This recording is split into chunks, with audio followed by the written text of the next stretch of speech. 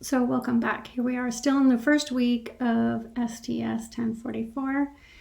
And we're looking at this question of why is smarter learning the first of the SkillPod skills and the first skill that we're going to be focusing on this class. Well, I guessed in the beginning of the other video, that your goal was to get the highest possible grades with the least amount of work and with the least pain. So what does it mean to be good at learning? Perhaps being able to learn new things quickly without too much frustration, no matter what the conditions or the environment. Being able to make sense out of a whole lot of information. So keep in mind, what I really want you to focus on is that learning is a skill that we can improve with concentrated effort. So this is a skill that you can continue to build. So while you're here at school, you're learning a whole bunch of stuff, but you're also learning how to learn. So why is this important? Well, the world that we live in today is changing so quickly. And even now with our COVID pandemic, all the conditions changed in just a heartbeat. And we've got to be able to adapt and adjust at a moment's notice. Software comes and goes, platforms come and go, industries come and go, and we've got to be able to be these really flexible, agile learners. The thing is, when I was in school, I thought I was good at learning because I was really good at school. I did very well in school. I was a very fast reader, and I was very attentive to detail. I was a pleaser. I followed the rules. And if left on my own, I could connect dots very quickly under pressure, of exams. I could write very, very good exam written answers. But I was also a big time waster, and I spent a lot of time fighting the system. Like, oh, this is stupid. Why do I need to do that? That's such a stupid thing. And the most important thing I would say is that I didn't have a growth mindset. I was terrified that somebody would find out that I was not as smart as people had always told me that I was. I believe that we're born talented, and people told me that I was smart. I believed that we were born talented, and people told me that I was smart, and so I had to prove every day how smart I was, and there was no room in that for growth or learning. In contrast, there are lots of people who are not very good at school and who are very good at learning. I've got 3 kids. One did exceptionally well. Actually, all 3 have some form of dyslexia. One did exceptionally well at school. The other 2 are dyslexic in a more debilitating way. And the way that school is taught was just not right for them. And they've both figured out how to leverage their strengths, and they are both exceptionally good at learning. They're not exceptionally good at school, but they're exceptionally good at learning the things that they are passionate about and that they are interested in. So in order to know how you learn best, you need to know in order to do what you in order to do that, you need to know how you learn best. In order to do that, you need to know how you learn best. If you know how you learn best, you can leverage your strengths and you can learn smarter and faster. Do you think that you know how you learn best?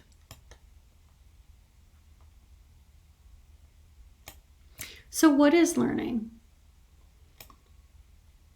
Learning is maybe the acquisition of new knowledge or skills, but it's also a change in your behavior. And smarter learning means that you can learn smarter and faster. You can learn faster and better because you know your strengths, and you're going to be wasting less time. You're going to be less frustrated, and you're going to be feeling more accomplished.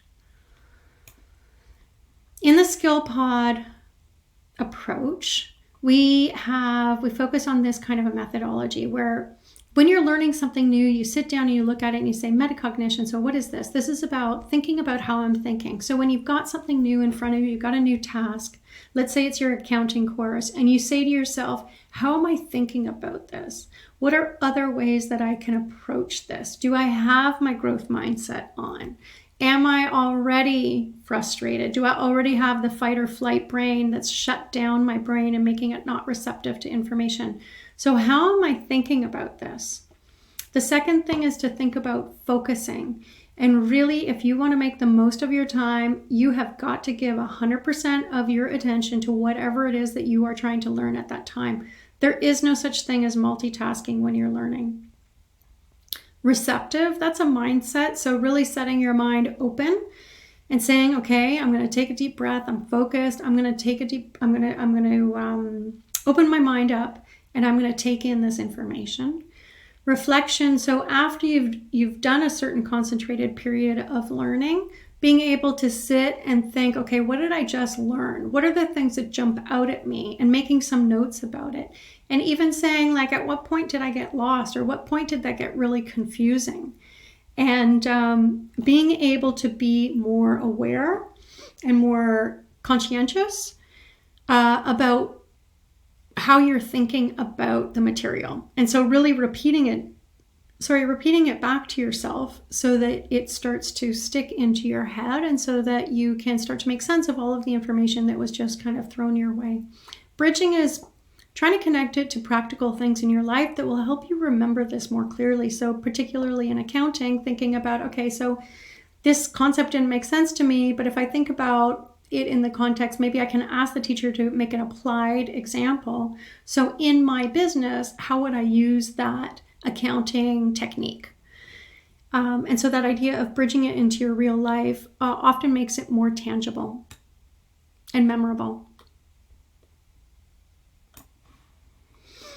Okay, so going back to how people learn best, we have something at SkillPod called the personal learning preferences. And this is, we shorten it to the PLP. And basically the way that it works is this: we all learn differently. We have different approaches to information. So the personal learning preferences is a self-assessment app that helps you understand how you best take in new information, so you'll be able to learn smarter and faster. Your personalized results are distributed over 4 quadrants, highlighting your strengths and potential gaps. And there are no wrong results. There's no bad quadrant. This is not a personality test, and it is not static. This is an inventory of your strengths, and it will change and evolve as you grow and learn. Sometimes you need to be more in one quadrant than another, depending on the task that you're doing or the people that are around you. Maybe you happen to be, you tend to be this kind of a learner, but everybody else in the group is even more that than you. So the key information that's going into, okay, so here we've got, for the PLP, we've got learning that happens on the extremes of these 2 different axes. So we've got the verbal from verbal learning to graphic learning, from abstract learning to practical. So abstract would be things that involve the imagination, like poetry or even law or math. Some design work, it's in the abstract side, and the practical side maybe is the get down and do it, like roll up your sleeves and really get to work. And so you'll find your results from this plp.skillpod.ca assessment will land somewhere in these 4 quadrants. As a very practical example, you can say, like, so if you were assembling IKEA furniture, would you read the instructions front to back? This is quadrant 1. Would you ask a friend to help or watch a YouTube video? That requires more verbal and practical learning styles. The rolling up your sleeves and starting to build, that's a practical and graphic approach. Or would you look at the finished product, look for patterns, and follow the pictures, which is a more graphic, abstract approach.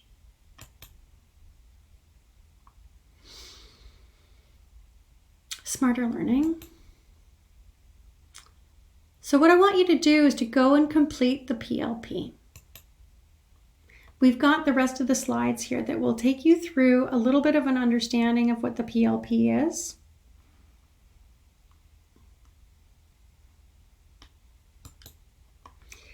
Here we've got some, and when you're looking at that assessment, we've got 3 different inputs that go into this personal learning profile.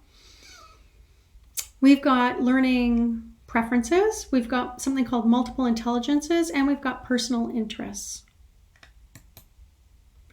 Your results are going to look something like this. And remember, it's not a psychological assessment, it's not a personality assessment, it's not a diagnosis, it's not about staying in any one quadrant forever. It's really supposed to be a tool that will help you think about learning pathways, and it should be a tool to help you think about how you can look for options when you get stuck. So if you happen to be in a Q1 kind of a learner and you're in your sewing class and it's super challenging, what are other ways that you can approach this new topic to best leverage your strengths or to make up for your weaknesses? Just as a quick overview, multiple intelligences is something that was developed by a Harvard professor named Howard Gardner. And he challenged the notion that intelligence, the IQ, the intelligence quota, was the only way of really measuring intelligence. And he said, no, you know what? Some people have terrific interpersonal intelligence, that is relating to other people. Some people have terrific intrapersonal intelligence, which is self-discipline, motivation, all those things that come from within you that have which have to do with you managing yourself. Some people have great spatial, musical, kinesthetic is like movement. So like a dancer might have fantastic kinesthetic intelligence, but perhaps might not be school smart. So everyone has some elements of these, and it expands our idea of what intelligences really are. Those intelligences can get mapped onto our quadrant graphic, and you can see where all the different intelligences might fall. So if you happen to be a Q1 person and you've got very strong mathematical and logical intelligence, it makes sense. Personal interests, you'll see that you also get a selection of different kinds of personal interests, and your response relative to these also gets mapped onto this graphic.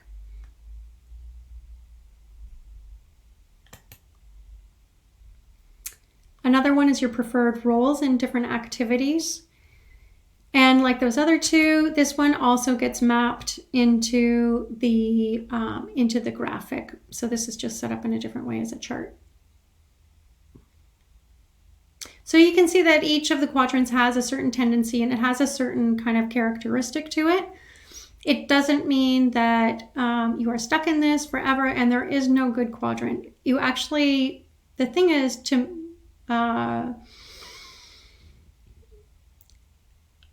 basically, in order to complete any kind of a project, you need to have all four of these quadrants. So an ideal situation would be that you have a little bit of all of these quadrants, or you find people to partner with to fill in some of your gaps. So in a nutshell, the Q1 verbal abstract relates to deep thinking and a facility with abstract ideas and abstract reasoning.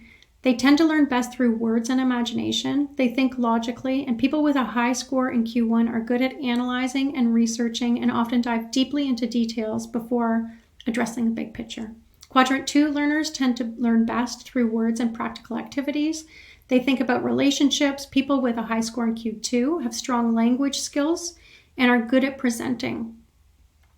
They're good at communicating and marketing. They're happy to discuss learning with others, and they learn by teaching and sharing. Quadrant 3 learners learn best through visual images and hands-on activities. They think about practical tasks, using pictures to explain. They're strong at building models, creating images, and using pictures to explain or understand important topics. They prefer to work from images and graphic plans rather than from manuals or lectures. They may be more kinesthetically inclined. Quadrant 4 learners are good at seeing the bigger picture, seeing patterns, and connecting the dots. They tend to learn through visual images, diagrams, and their imagination. And they think about the bigger picture.